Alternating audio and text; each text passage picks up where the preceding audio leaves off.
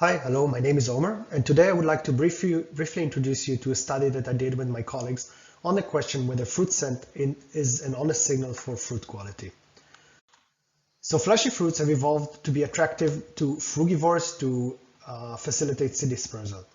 And many traits of fruits have evolved as signals for these animals. The best example for this is fruit color that we know has evolved to contrast against the background to facilitate detection of the fruits.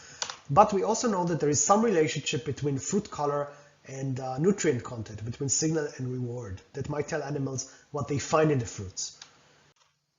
Fruit scent, the bouquet of chemicals that are emitted by ripe fruits, gives us a very similar model, a very similar system. We know, for example, that the chemical contrast, so the difference between the way ripe and unripe fruits smell, is used by animals to identify ripe fruits. But fruit scent is a really complex trait. It's a product of dozens to hundreds of different chemicals, and many of them are synthesized directly from macronutrients that animals might be interested in. So this leads to the question whether we might see a relationship between signal and reward, between fruit scent, the way they smell, and nutrient content, their quality.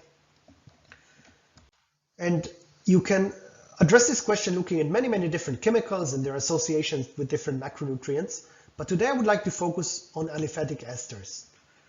So aliphatic esters, very briefly, are a product of acid and alcohol. So we take acid and alcohol and we get on the other side an ester and a molecule of water. And critically, many such acids and alcohols are direct products of fruit maturation. To give you the easiest example for this, ethanol, ethyl alcohol, is a product of sugar fermentation. It is an alcohol, of course, but through oxidation it can also become an acid. So this leads to the possibility that we have a direct biochemical link between aliphatic esters, the signal, and sugar, the reward. And the first indication that this might be the case comes from a study that we published 2 years ago that showed that species that are more sugary have more esters. But this has not been really examined within species, which is ecologically much more interesting because if the relationship holds within species, it becomes useful for animals that come to a tree that they can use their sense of smell to identify whether each fruit is worthy or not.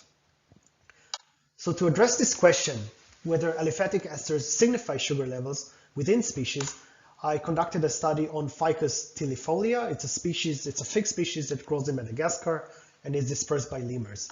And what I did was to sample the sugar levels and the VOX, the chemicals in the scent of 80 figs from 15 individual trees. And I tested two predictions. The first straightforward one is that we're going to see a positive relationship between signal and reward, esters and sugar. The second one was that we're not going to see this relationship between non-esters in fruit scent and sugar. And the idea there is that when you sample the figs, some might be more ripe and some less ripe, you never really know. And it's possible that the relationship between signal and reward is simply a product of the fruit being more ripe. So a more ripe fig would have more sugar and also more scent chemicals. So to show that the relationship is due to the biochemical link between sugar and esters, I wanted to show that there is no relationship between non-esters and sugar. To give you very briefly the results, what we have here is the analysis between individuals. So each dot on the graph is an individual tree. And we have on the x-axis, we have the amount of sugar in the figs of this tree. And on the y-axis, we have in blue the amount of esters in these figs, and in black the non-esters. And we can clearly see that indeed we have a positive relationship between sugar and esters. So more trees with more sugary figs also have more esters, but not more other scent compounds. And this result also holds within trees. So here what we have on the graphs, we have each dot is an individual fig, and the colors represent different individuals. And we can see on the left-hand side that, again, we have a positive relationship between sugar and esters. So within tree, a more sugary fig would have more esters, but not more other compounds. This is on the right-hand side. So these results confirm both predictions. We have a positive relationship between esters and sugar, but no relationship between sugar and other scent compounds.